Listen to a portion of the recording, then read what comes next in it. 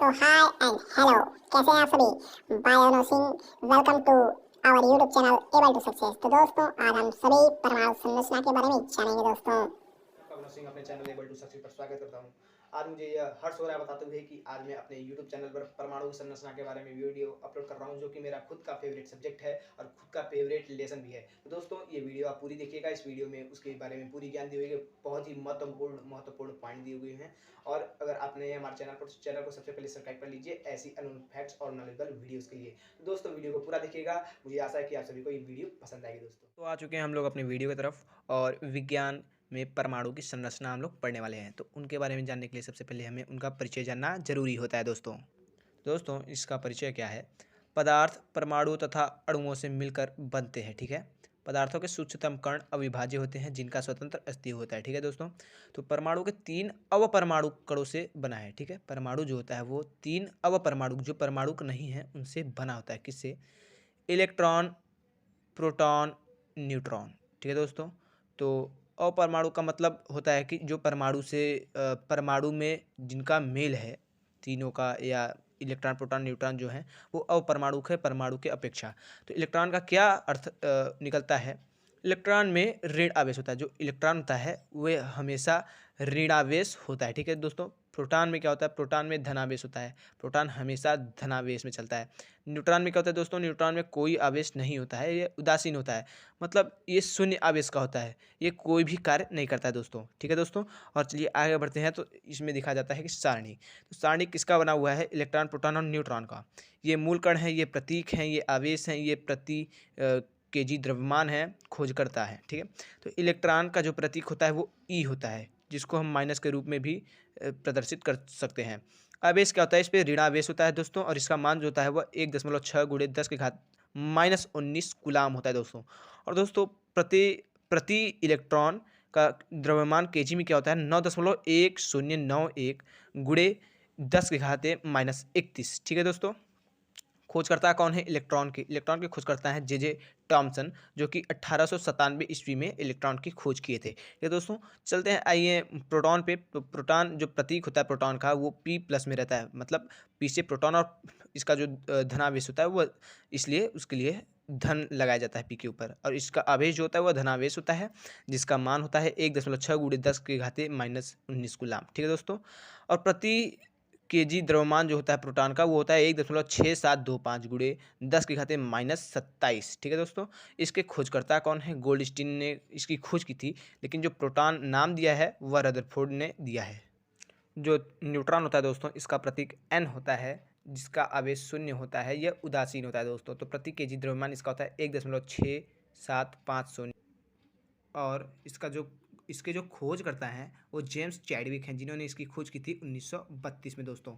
और चलिए हम आप सभी को तीनों परमाणु मॉडल के बारे में बता देते हैं, जो कि बहुत ही प्रसिद्ध हैं दोस्तों। तो पहला जो मॉडल है वो है टॉमसन का परमाणु मॉडल। ठीक है दोस्तों, इसमें उन्होंने तरबूज के माध्यम से लोगों को ऋणावेश व धनावेश का कार्य समझाया दोस्तों। तो इस मॉडल के अनुसार परमाणु की संरचना मेवे युक्त केक के समान होती है। ठीक है, जिसमें संपूर्ण परमाणु जो होता है प्रोटॉनों के धनावेशित गोले के समान होता है, और ऋणावेशित इलेक्ट्रॉन उसमें मेवे के समान बिखरे रहते हैं। इसे तरबूज के लाल भाग धनावेशित गोला में धसे हुए बीजों ऋणावेशित इलेक्ट्रॉन के उदाहरण से समझा जा सकता है दोस्तों। उनके अनुसार परमाणु अति सूक्ष्म, गोलाकार व विद्युत उदासीन कण है दोस्तों। अर्थात जो टॉमसन का परमाणु मॉडल है उसमें उन्होंने कहा है कि जो परमाणु होता है वह अति सूक्ष्म भी होता है, गोलाकार भी होता है, और विद्युत उदासीन कण है दोस्तों। इनके इस मॉडल को गलत बताते हुए रदरफोर्ड ने अपना एक मॉडल दिया, जिसमें है कि इन्होंने ए प्रकीर्णन के जो किरणें होती हैं उनको एक सोने की पतली पन्नी पर प्रकीर्ण कराया, जिसका निष्कर्ष यह निकला है कि इन्होंने ए प्रकीर्णन प्रयोग कर अपना नाभिकीय मॉडल प्रस्तुत किया। ठीक है, इनके मॉडल का नाम था नाभिकीय मॉडल। और इनके अनुसार परमाणु का संपूर्ण धनावेश एवं द्रव्यमान इसके केंद्र में निहित होता है, जिसे नाभिक कहते हैं।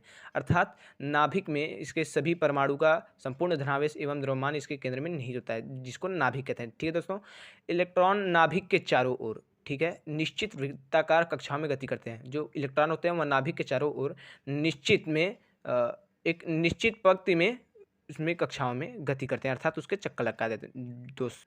चक्कर लगाते हैं दोस्तों। तो नील्स बोर मॉडल जो है, नील्स बोर मॉडल ने रदरफोर्ड मॉडल को गलत बताते हुए कहा कि इन्होंने अपना एक ऐसा मॉडल दिया जिसको देखकर सभी ने नील्स बोर के मॉडल को सही समझा और इसको सही माना। दोस्तों इनका क्या मॉडल है, इन्होंने 1913 में मैक्स प्लांक के क्वांटम सिद्धांत का प्रयोग करते हुए आधुनिक परमाणु मॉडल प्रस्तुत किया। ठीक है, इनके अनुसार परमाणु का समस्त द्रव्यमान एवं धन आवेश उसके नाभिक में उपस्थित होता है, उसके नाभिक में उपस्थित होता है दोस्तों। इलेक्ट्रॉन इस नाभिक का अपनी कक्षाओं में चक्कर लगाते हैं। तो दोस्तों उसके बाद चलिए आते हैं सभी महत्वपूर्ण पॉइंट पर। तो परमाणु क्रमांक क्या होता है दोस्तों, तो जो परमाणु की संरचना पे आप पढ़ेंगे तो ये सब जो पॉइंट है ये बहुत ही ज़रूरी पॉइंट है। इनको अगर आप जान रहे हैं तो एक तत्व के बारे में आप उसके सभी डिटेल निकालने में सक्षम है दोस्तों। तो परमाणु क्रमांक क्या होता है, किसी तत्व के परमाणु के नाभिक में उपस्थित प्रोटॉनों की संख्या तत्व की परमाणु संख्या कहलाती है। अर्थात जब किसी के जो किसी तत्व के परमाणु के नाभिक में उपस्थित जो कोई तत्व है उसके नाभिक में, आपको बता चुके हैं कि नाभिक में धनावेश रहता है अर्थात प्रोटॉन रहता है। तो जब प्रोटॉन उसमें रहता है तो ओनली प्रोटॉन रहेगा तो उसको परमाणु संख्या कहेंगे दोस्तों। ठीक है दोस्तों, तो उसको हम किससे निरूपित करते हैं, इसे जेड से प्रदर्शित करते हैं। जैसे एच हमने लिया तो एच तत्व है हाइड्रोजन, तो जो जेड है इसका जेड क्या है, इसका जेड क्रमांक है, परमाणु क्रमांक है जेड, और जो ए है वह परमाणु भार है, परमाणु द्रव्यमान। ठीक है दोस्तों, तो जो इसका क्रमांक है हाइड्रोजन का वो जेड बराबर 1 हो जाएगा और जो परमाणु भार है वह भी 1 है तो ए बराबर 1 हो जाएगा दोस्तों। चलिए समझते हैं परमाणु द्रव्यमान क्या है।